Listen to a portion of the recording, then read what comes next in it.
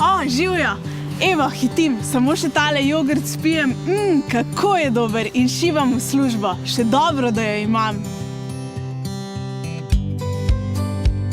Rada imam svojo službo in vse bi naredila, da jo ohranim. No seveda, lahko s svojimi odločitvami naredim marsikaj tudi zato, da službo pomagam ohraniti še komu drugemu. Recimo slovenskim pridelovalcem hrane.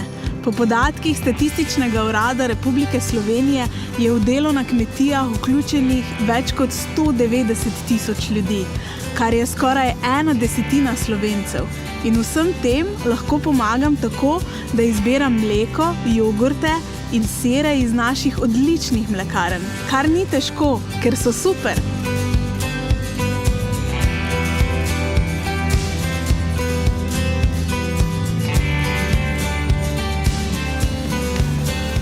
Tole je dvorišče tipične slovenske družinske kmetije.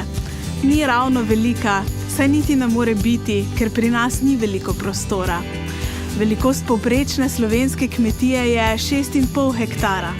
Velikost povprečne francoske kmetije je 52,6 hektara.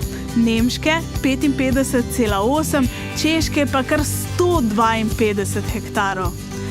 Naše manjše kmetije so na trgu bolj ranljive. Pomagamo jim lahko tako, da izberamo lokalno pridelano hrano.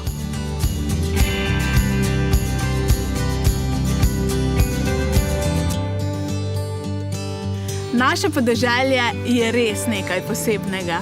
A ni lepo?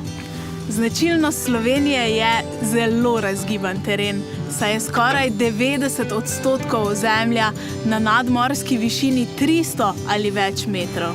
Naselja so zato majhna in razpršena, biotska raznovrstnost izjemna, kulturna krajina pestra, okolje pa dobro ohranjeno, saj teren ne omogoča intenzivnega kmetijstva. Zaradi teh lastnosti našega podeželja je naša lokalno pridelana hrana višje kakovosti. In vse to lahko pomagamo ohraniti tako, da je čim večkrat na naši mizi. Tako, pa je krog sklenjen. Da lahko jutra začenjam z okusnim zajtrkom, pripravljenim iz odličnih, lokalno pridelanih sestavin, ni nekaj samoumevnega. Zato so zaslužni številni ljudje, ki pridno obdelujejo našo zemljo in iz njenih sadov pripravljajo odlične izdelke. Najmanj, kar lahko storim zanje, je, da v trgovini izbiram lokalno pridelano hrano.